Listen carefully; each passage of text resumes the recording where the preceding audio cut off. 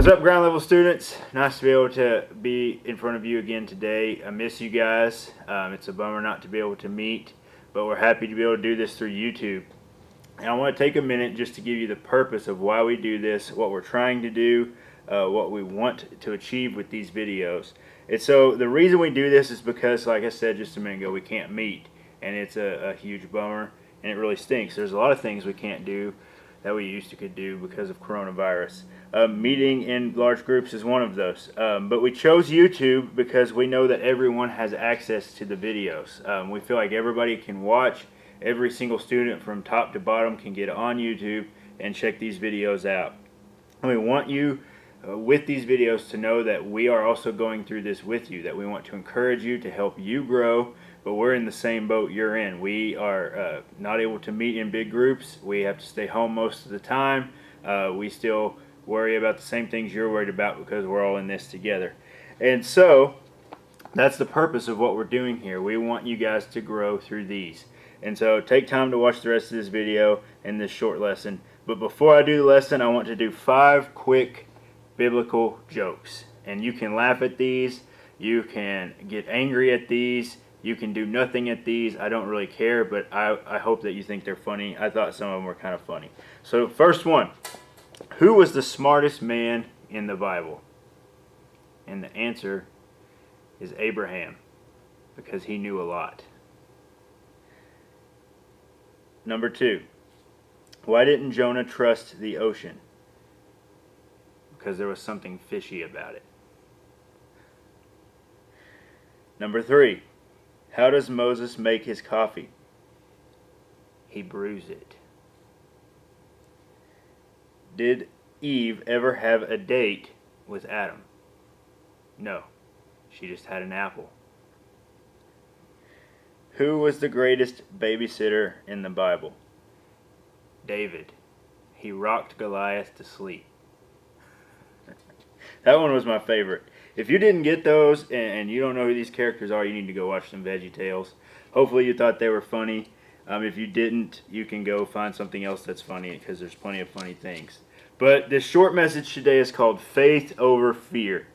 From Wednesday's message, Matt and I had the last point called Faith Over Fear. And if you didn't get to watch that, go back and check it out and listen to that message and watch that video.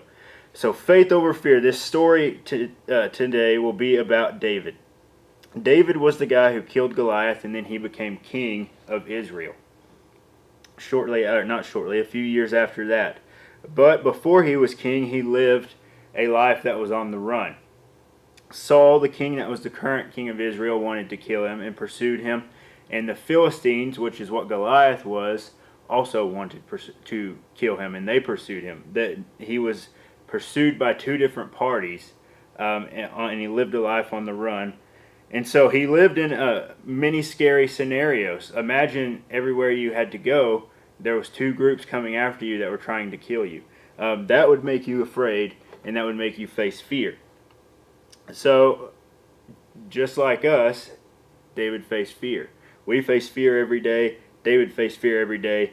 And so in Psalms 56, verse 1 through 4, right here in this chapter, what David is writing, he has been seized by the Philistines, which are the bad guys, like I said, who Goliath came from. This is scary.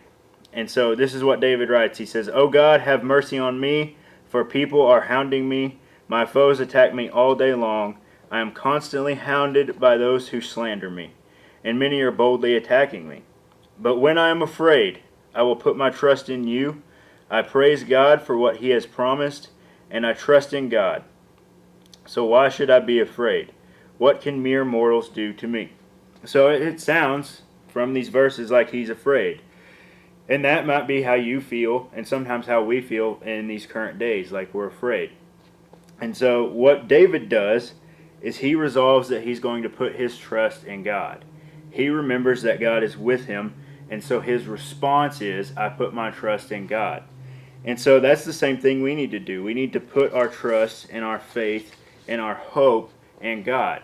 And so he says, what can mere mortals do to me? Now the answer to that question for him was mere mortals can track you down and kill you. And so us in this scary time, could say, what could this virus do to me? And the answer to that question is unknown, but obviously it has the ability to kill people. Will that happen to us? We don't know, and that's what gives us the fear. Certainly we hope not, and we believe not, but that's where the source of our fear can come from. So, just like David, we must resolve that we trust God. And another thing that we may have is you might have a feeling of bitterness because some things in your life have been canceled. Maybe it's been school events, graduations, games, seasons, competitions. All these things you thought you were going to get to have. Maybe it's prom. All these things you thought you'd get to have been canceled. And so you might have a feeling of bitterness, wondering why this has happened. Anger, fear, bitterness, all these things. But even in all that, we need to decide we put our trust in God, just like David. So my challenge to you guys is put your trust in God. Put your hope in God. Remember that these are tough times, yes, but God is still with us. Share these videos. Watch these videos. Find some other videos. Worship. Find some way to worship and find some way to stay in tune with our faith. Because we are trying to grow in God during this time, even though everything else may be on pause. And have faith over fear. We miss you guys. Check these videos out.